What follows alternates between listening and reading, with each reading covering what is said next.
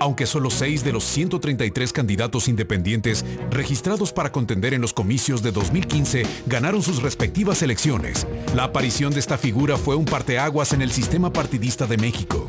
Los triunfos más significativos fueron el de Jaime Rodríguez, el Bronco, en Nuevo León, y el de Pedro Kumamoto como diputado local en Jalisco, lo que demostró a los ciudadanos que puede haber alternativas más allá de los partidos políticos.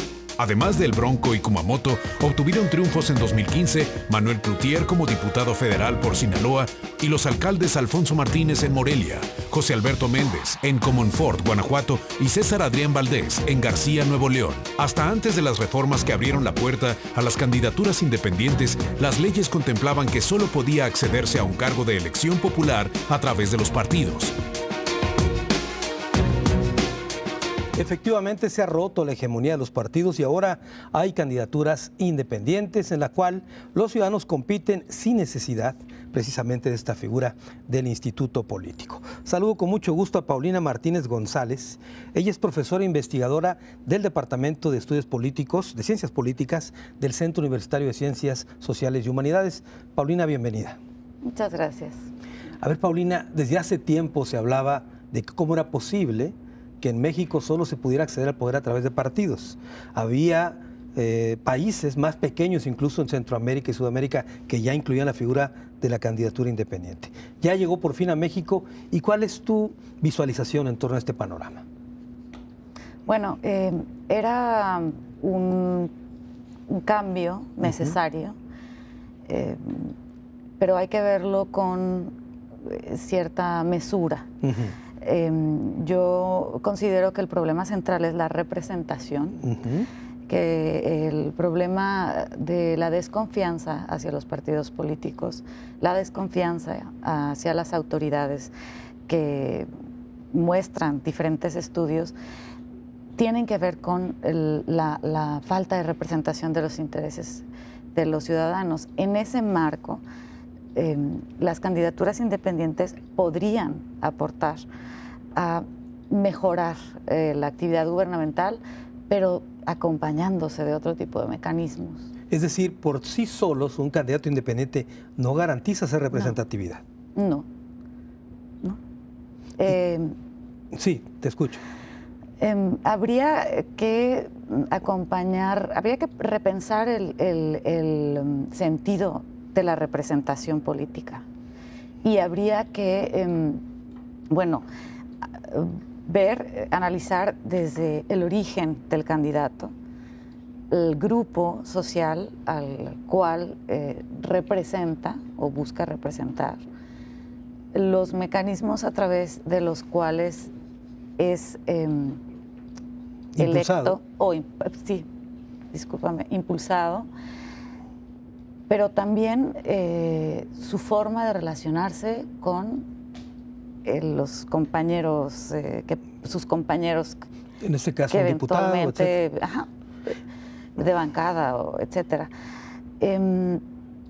También habría que ver qué tipo de cultura política está promoviendo. Eso es lo más importante. Ahora, una de las cosas que se ha cuestionado las candidaturas independientes es que estos personajes que se ostentan como tales no son químicamente puros independientes, provienen de partidos políticos también, no pudieron obtener una nominación y se van a esta candidatura, ¿no? Sí, por eso es importante conocer el origen y por eso el tema de, entre otros, el tema de los candidatos independientes hay que verlo con cuidado. Yo considero, desde mi punto de vista, es una posibilidad para mejorar la calidad democrática siempre y cuando se acompañe de otros mecanismos. Ahora, como decíamos al principio, era un clamor de mucha gente que se quitara este requisito de acceder al poder a través de un partido. De alguna manera es un avance, ¿no? Por supuesto.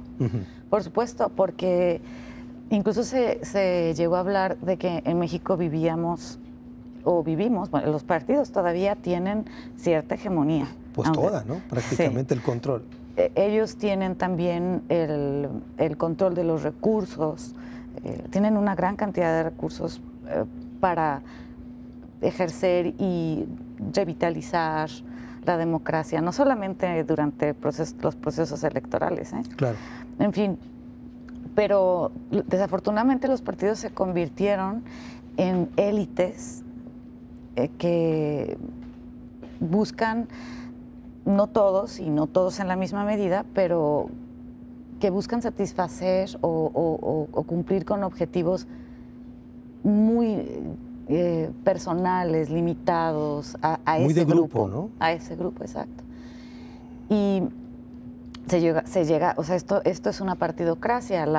El problema es que el partido deja de tener una referencia con la ciudadanía, deja de representar, se convierte en una élite aparte, en una especie de oligarquía. Entonces, no podemos hablar de una democracia, incluso hablar de partidocracia, ¿no? Claro. Y en ese sentido, los candidatos independientes, en teoría, deberían romper eso, ¿no? Sí. Sí, esa es la demanda pues, principal, ese es el sentido de impulsar la figura del candidato independiente, pero como comentaba yo hace un momento, no asegura un candidato independiente que tenga posibilidades de transformar, claro, por sí solo, vamos. La manera de hacer política si no se acompaña de otros cambios. Claro. Y sobre todo, insisto, si no se pone en primer plano la representación. Claro.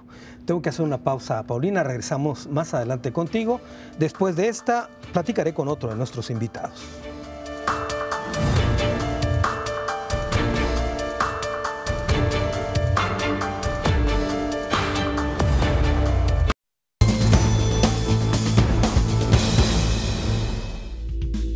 Estamos de vuelta en Perspectivas, analizando pues, un poco el legado de Fidel Castro, que falleció a los 90 años el viernes pasado. Estamos totalmente en vivo con el doctor Ignacio Medina, él es profesor de la Universidad de Guadalajara.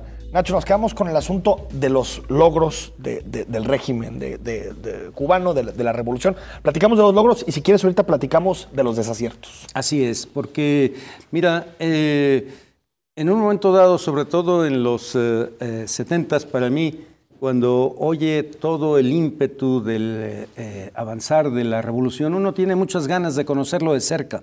Y prácticamente desde finales de los 70s, cuando tuve mi primer viaje a Cuba, he continuado yendo, sobre todo por numerosos intercambios académicos, tanto en la Universidad de La Habana como en la Universidad ahora de Cienfuegos.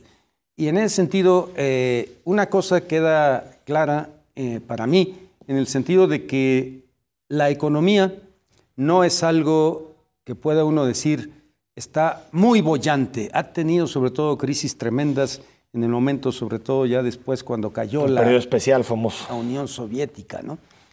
Sin embargo, lo que puede uno notar claramente es que la riqueza, por lo menos hasta ahora, no ha estado polarizada, en el sentido de que se vean claramente que los recursos del país solamente los disfrutan unos pocos, sino que está repartido en general, diríamos, aunque no encontramos nosotros un nivel de vida de un país. Es el país más desigual, es el menos desigual de América Latina y eso te lo dicen todos los datos. Y yo quiero insistir mucho en el aspecto de la salud y de la educación, porque incluso en términos comparativos, ningún otro país latinoamericano lo tiene, ¿no?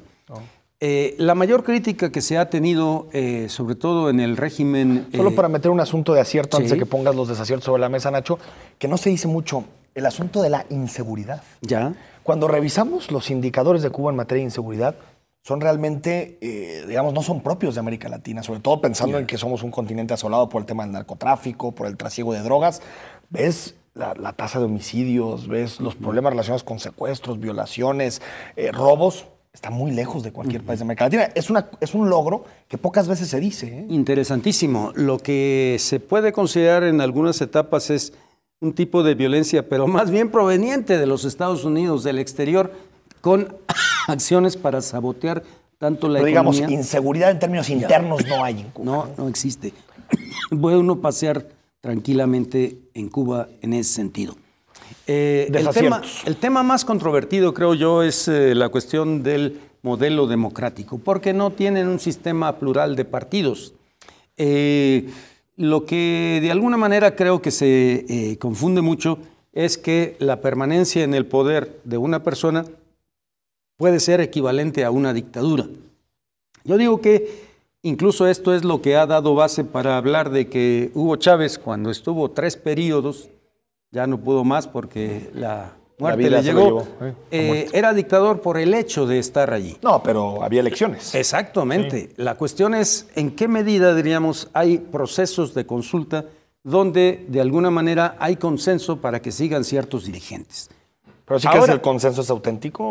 ¿O es un consenso más bien corporativizado por parte del Estado? Ya. Lo quiero decir antes de llegar a este punto, desde el punto de vista comparativo, porque incluso el caso de Hugo Chávez lo han criticado, pero no ven en cuenta que hubo procesos electorales donde él lo ganó, ¿no? Y con observadores internacionales. Y por ejemplo, en Europa nadie critica ahorita a Angela Merkel porque va por el 4º periodo, ¿no? Y bueno... No, estoy de acuerdo, estoy totalmente de acuerdo contigo. Entonces, lo que hay que ver es sobre todo el sistema que ellos han llamado su propia democracia, donde por lo menos en gran parte del proceso el consenso existía en relación a esta figura. Incluso ahorita en su muerte, si puedes verlo en las expresiones de las diversas corrientes y las multitudes que van, no estamos hablando de acarreados. No. Muchas de las entrevistas que yo he visto se han desperdigado a gente por todo el país y en ese sentido hay un sentido de dolencia de gran parte de la población. Yo he estado allí muchísimas veces y el aprecio que la gente tiene sobre Fidel es excelente, ¿no?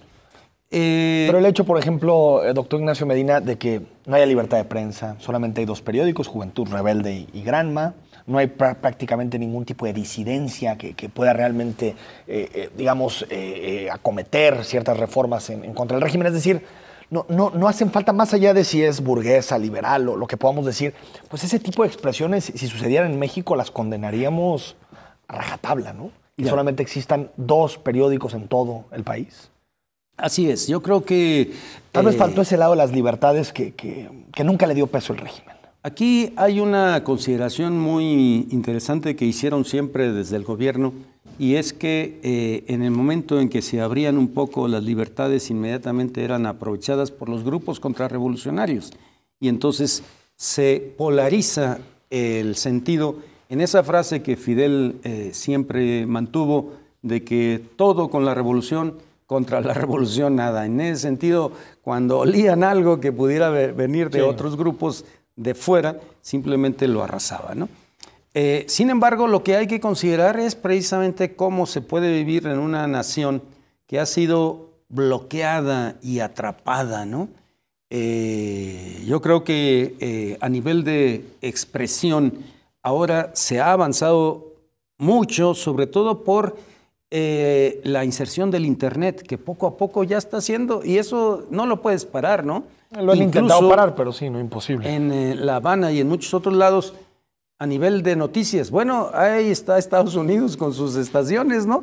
Sí. En ese sentido diríamos, eso es un proceso que va a ser poco a poco imparable, pero que hubo mucho temor desde un principio, desde el gobierno, de abrirlo, ¿no? Cuando hablabas ahorita un poco del tema de la seguridad, cuando encontramos nosotros a los grupos de oposición interna, en realidad hace 10, 20 años, esos grupos de oposición estaban muy vinculados con Estados Unidos y la Florida. Ahora ya encontramos grupos de oposición mucho más autónomos. Vamos a decir, una serie de libertades en el cine, en el arte, etcétera, que yo digo que son válidas. No es el de los 70, 60, no, por supuesto. Pero tenemos una... Sí, ha habido aperturas graduales. Un grupo de dirigentes que yo creo que provienen de esta capa de los antiguos, que de alguna manera siempre quieren paso a la juventud que va necesariamente a venir va a dar muchísimos cambios, ¿no? Ahora, no al ritmo que los quiere Estados Unidos, pero ellos tendrán su propio proceso para verlo. Antes de que nos coma el tiempo, Nacho, el asunto de Raúl Castro, que de pronto lo hemos conocido, no sé si sea la propaganda occidental o si realmente sea como alguien más reformista, incluso te diría algo más de doctrina comunista en su momento, más que Fidel, que era un poquito más sui generis en su forma de entender los temas. ¿Qué podemos esperar de Raúl Castro? Y si crees que Cuba va hacia un modelo más del estilo chino, es decir, capitalismo de Estado con pocas libertades, pero buscando crecimiento económico. Mira, yo creo que no desde ahora, sino desde que está gobernando el propio Raúl, nosotros tenemos síntomas de cambio, si bien algunos dicen que no son muy radicales, pero son interesantes desde la perspectiva económica.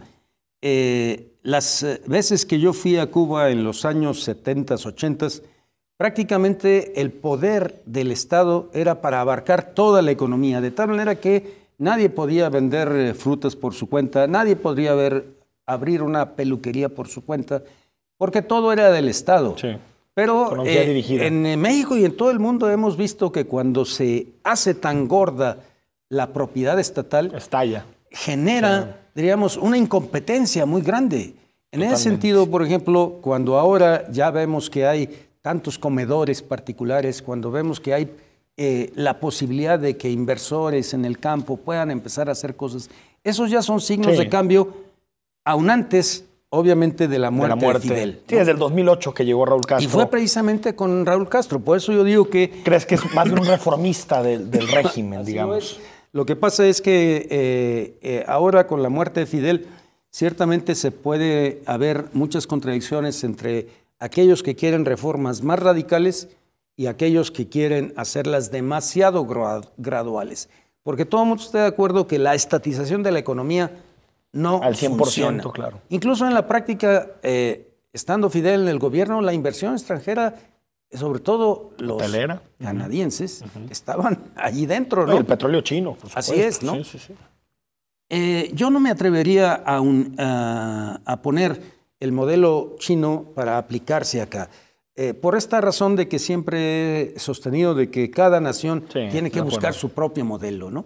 Pero la cuestión china es interesante por la cuestión del despegue de la economía y ahora el aliento del mercado interno. Sí. Algo que va a hacer de China una potencia en el siglo XXI. Ahora, Nacho, lo que veo ahí, digamos, como dos modelos, a mí la esperanza que me da de que Cuba pueda posicionarse adecuadamente a partir de ahora tiene un buen sistema de bienestar social, que si lo engrasas y que si le metes recursos en términos de educación, de salud, puede realmente ser un modelo inédito en América Latina, incluso mejor que el uruguayo, que es uno de los más fuertes en términos de bienestar. Ese es un modelo y que la apertura sea gradual y que existan algunos sectores, cierta democracia, y empieza a generar un modelo, creo que muy al estilo cubano, con sus fortalezas y debilidades. Pero está el otro que capitalismo de Estado con régimen autoritario. Creo que muchas de las conquistas, de estas conquistas que hablabas de la revolución, se podrían ir por la borda, con un modelo de este tipo. Así es. Lo que depredador, ambientalmente insustentable, ¿no? Claro. Cuando Hugo Chávez hablaba del socialismo del siglo XXI, en realidad era una forma más de tipo ideológica, porque vemos que Venezuela sigue siendo un país capitalista, en donde finalmente... Que el Estado es el gran agente económico.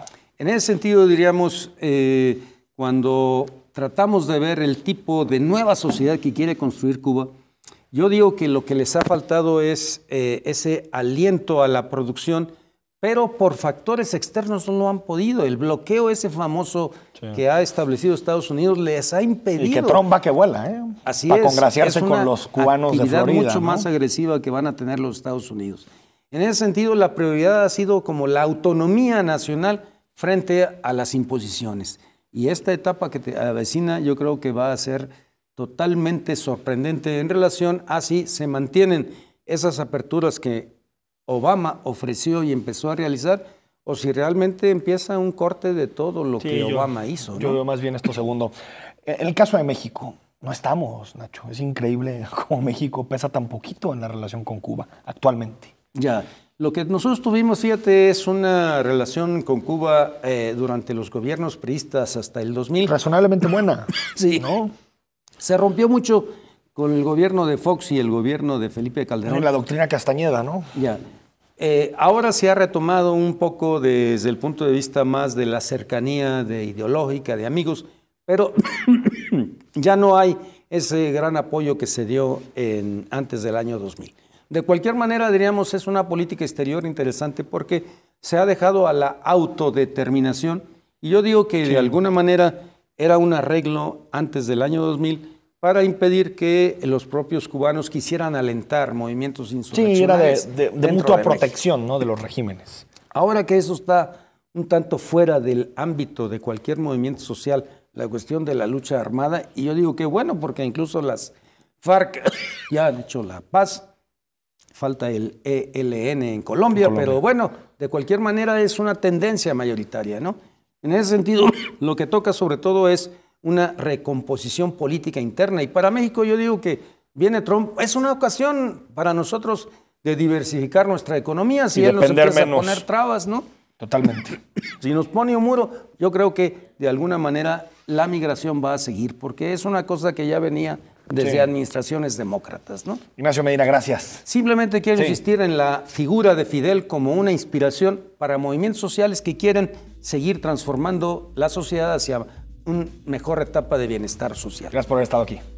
Regresamos y para platicar más bien de temas de la localidad, temas de Zapopan con el regidor Marconi.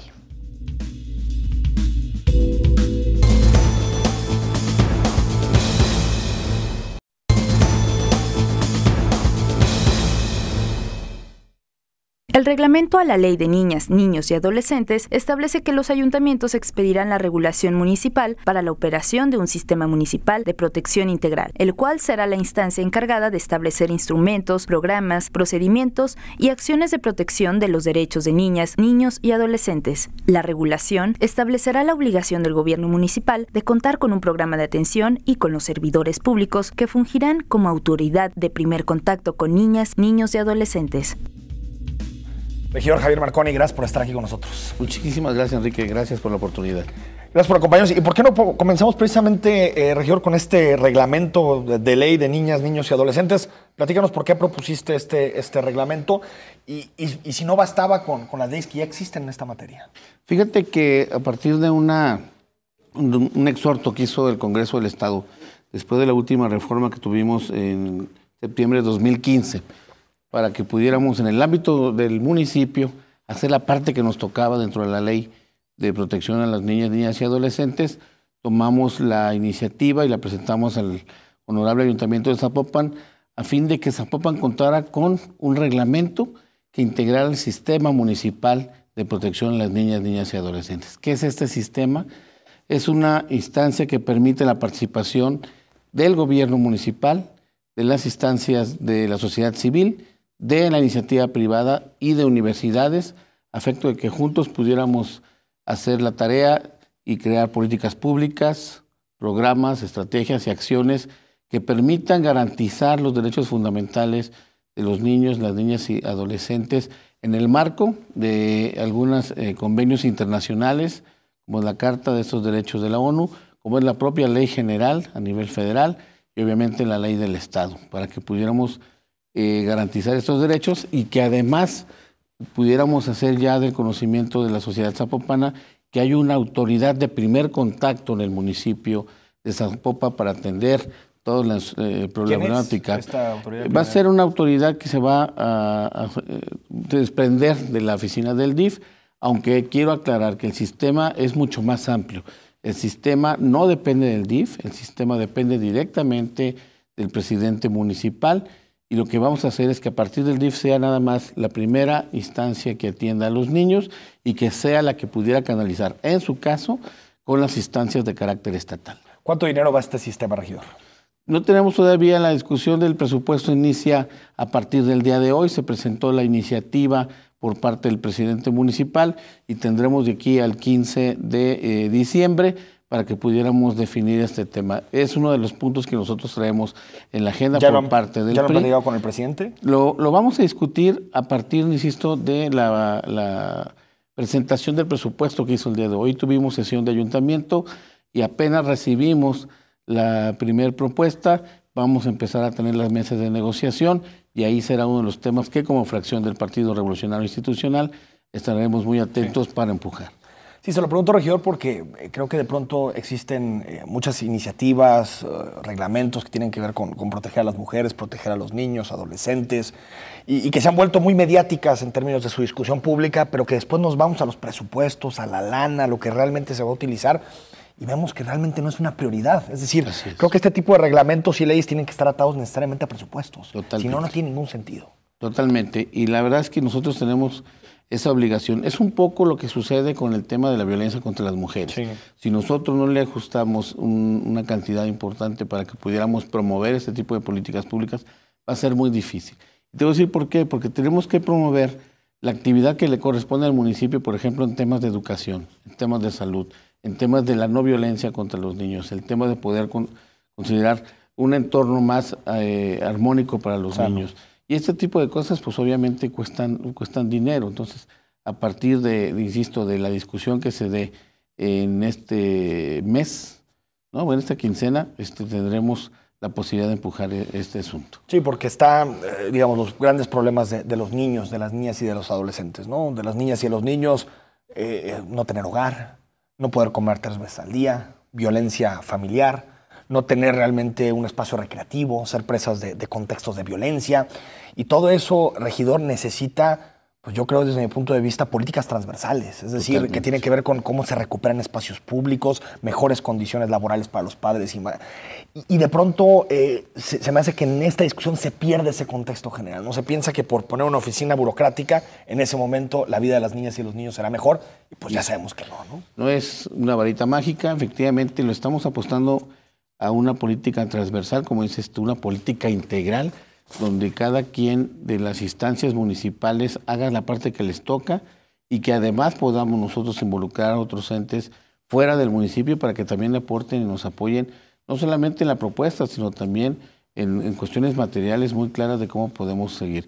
Y algo que es muy importante, el tema de garantizar el acceso a los niños en la educación. Tenemos una obligación fundamental en que podamos nosotros fortalecer el que ningún solo niño de Zapopan falte a la escuela, y algo que tú planteabas que nos preocupa mucho, el tema de la violencia intrafamiliar y la violencia contra los niños.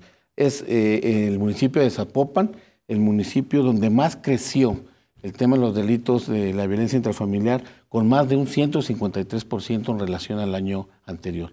Es ahí donde creo que nos tenemos que meter, y yo lo he estado diciendo muchas veces. Es igual de importante que podamos garantizar la no violencia contra las mujeres, que lo hagamos también con los niños. Se presentan casos muy difíciles de entender en este municipio tan contrastante como es Zapopan, donde tenemos, pues obviamente, zonas residenciales muy consolidadas, sí, pero muchísimas colonias donde la desintegración familiar y los fenómenos de violencia se están presentando cada día con mayor frecuencia. ¿Cómo asegurar, regidor, que todos los niños vayan a la escuela? ¿Es posible que un municipio haga esto?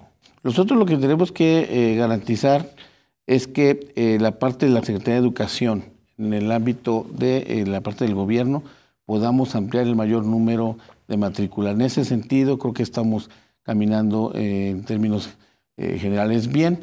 Los apoyos que se hacen desde el gobierno para el tema de las mochilas con los útiles, los uniformes y una serie de gastos que pueda decir que a algunas familias les pudiera ser problemático para enviar a sus hijos a la escuela, creo que se están resolviendo. Y en el caso de los adolescentes, obviamente los bienes vales que otorga el gobierno del estado para alumnos pues, de secundaria y de preparatoria. En el caso también de Zapopan hay un programa de apoyo a gente que está estudiando el bachillerato. Creo que la parte que podríamos quitarle la carga a la familia para que pudiera ser más fácil que manden sus hijos a la escuela, en ese sentido va caminando en términos generales bien. Regidor, el asunto de la inseguridad en Zapopan, tema también prioritario, fundamental. Hay que recordar que en 2015, en la campaña, 2 de cada 3 zapopanos decía que el principal problema de Zapopan, del municipio, era precisamente el asunto de la inseguridad. Así es. Hay datos para todos los gustos, ¿no? Hay desde un repunte de homicidios que se ha hablado prácticamente desde finales de 2015. También hay problemas relacionados con el robo de vehículos en Zapopan, hay problemas relacionados con el robo a negocios, una ligera reducción en materia de robo a casas, habitación. Es decir, yo creo que es todo un mosaico en donde hay puntos positivos, puntos negativos, pero ¿cómo calificas hasta el momento la actuación del comisario Roberto Alarcón? ¿Qué valoración harías de su trabajo? Yo creo que la valoración en términos de los delitos de casas de robo a casa habitación, lo que tú estás planteando, en realidad no ha disminuido tanto. O sea, lo que ha disminuido es efectivamente el tema de robo a casa habitación. Tuvimos un incremento en robo a vehículos, en lesiones dolosas, en violencia intrafamiliar, daño en las cosas y homicidios. Roberto Alarcón es un profesional de la seguridad. Aquí lo que hemos visto es que se trata de reforzar el asunto de los delitos del fuero común, y lo que sí creo que tenemos que ver con un mayor responsabilidad son los delitos de alto impacto. A mí me preocupó mucho la decisión de que al momento en que inician la administración retiran a los elementos que tenía en la Fuerza Única Zapopan, estos mismos que ahora van a regresar una vez que con la agencia, entre la agencia y entre esa Fuerza Única Metropolitana.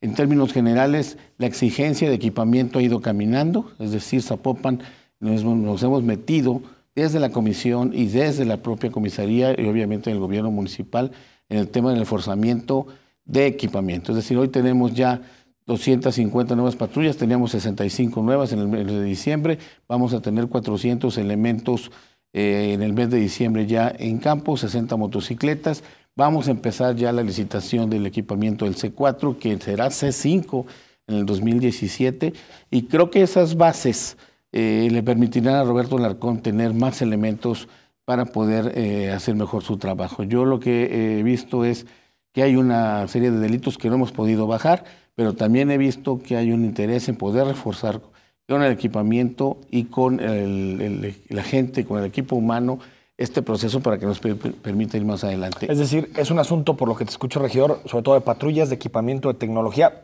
pero ¿crees que la estrategia del comisario Alarcón es la estrategia adecuada, la que ha llevado hasta el día de hoy? Yo creo que en términos insisto, de tener los elementos para afrontarlos, sí.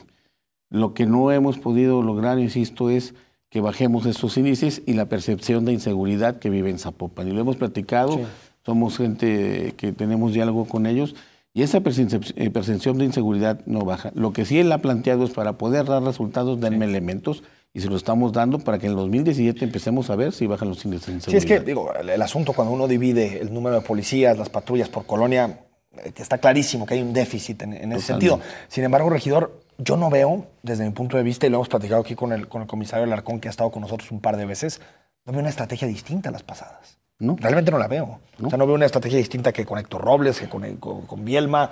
Y ese es un asunto que creo que no se discute. Se discute mucho los toletazos, los golpes, las armas, pero muy poco la estrategia. Fíjate que en este sentido, qué bueno que me da la oportunidad de plantear un tema. Me dejas ir al corte y me lo planteas. Muchas gracias. Estamos con el regidor Marco. Con mucho gusto.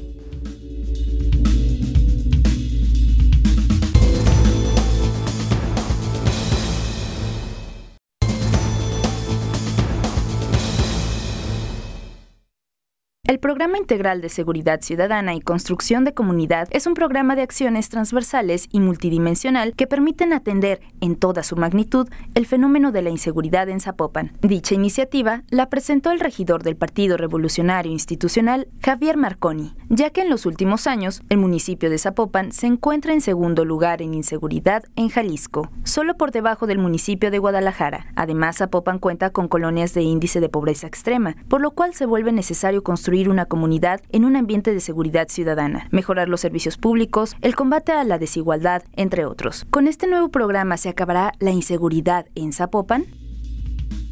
Estamos de vuelta en Perspectiva, se nos está acabando el programa. Algunos mensajes que nos llegan a través de WhatsApp, a través de Twitter. Nos dice Gabriel Magaña: yo visité Cuba y vaya que cómo debe ser el sentir de los cubanos. Pregunta para el panelista: ¿el cubano sentirá alivio por la sensible muerte de Fidel? Bueno, ya se nos fue el doctor Medina, pero seguramente le trasladaremos la pregunta. Dice Roberto Gómez: tengo familia en Cuba y no supe cómo recibir la noticia. Siento un trago amargo, pero a la vez paz. pero es irónico, lo sé. Enrique, cuéntanos si has estado en Cuba. Bueno, estuve un par de veces, la última vez hace como unos 3 años. Federico Nava, ¿vendrá la imposición de Estados Unidos por fin a Cuba? Se pregunta. Alma Estrada, comenzó mi programa favorito, Perspectivas, sabía que hoy hablarían de ese tema. Un gran abrazo, Enrique, gracias por darnos esta información. Y también nos dice Rafael Hernández, ahora que hablaban sobre derechos de los niños, los métodos de adopción son inoperantes. Por ejemplo, no sé si quieres responder a este tema, regidor, del asunto de los... Yo sé que le toca al Estado, ¿no?, el asunto de las adopciones, pero no sé si desde los municipios se puede hacer algo para facilitar la adopción. Solamente acercar algunos elementos de apoyo en orientación a quienes quieran hacer ese proceso de adopción, pero efectivamente el proceso está en el ámbito del Estado. Creo que ayuda un poco que los DIF y estos sistemas como este sistema municipal de protección pueda asesorar legalmente a los padres para que fuera más rápido este proceso. Por supuesto que tendría que ayudar en este sentido. Regidor, nos quedamos a la mitad de un comentario que estabas haciendo sobre el tema de la inseguridad y de esta ausencia de estrategia. Sí, efectivamente, cuando platicabas de que no ves una estrategia distinta, que no ves por qué tiene que ser diferente el esquema de este gobierno en los anteriores, me permitía platicarte lo que salía aquí en la cápsula, ¿no? Hacer del conocimiento de la gente un programa integral de seguridad ciudadana y construcción de comunidad. ¿Qué es esto? Bueno, es una propuesta que le estamos haciendo al presidente municipal, independientemente de que nosotros seamos de un partido diferente. Hemos hecho una apuesta muy clara porque la seguridad no se partidice, no se meta en asuntos de colores, y le hicimos llegar esta propuesta al presidente Lemus. ¿De qué se trata?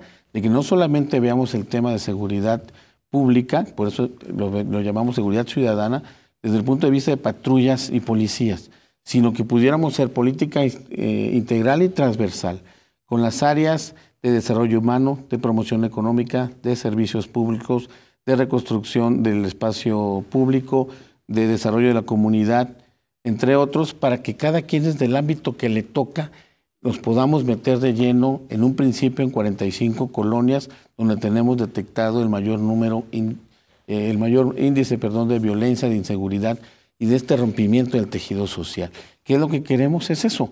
Es decir, vamos a ver qué hace la comisaría. Bueno, hace el patrullaje, la policía escolar, la prevención del delito, pero bueno, ocupamos que los servicios públicos de alumbrado, que los baldíos estén totalmente limpios, que la parte que tiene que ver con promoción económica incentive económicamente la zona para que dé créditos, para que otorgamos licencias a la gente, para que los chavos se preparen, para que les demos oportunidad de ir a este programa de Jóvenes con Porvenir, el que podamos pedirle a Recuperación de Espacios Públicos que las unidades deportivas, que los parques públicos estén en buenas condiciones y sobre todo en manos de los ciudadanos, que la parte de construcción de comunidad lleve cultura, deporte, recreación, programas de apoyo a la comunidad y que juntos podamos entonces ver desde la raíz el problema de la inseguridad y la violencia. Esa es la apuesta que le estamos haciendo al presidente. Está en su cancha.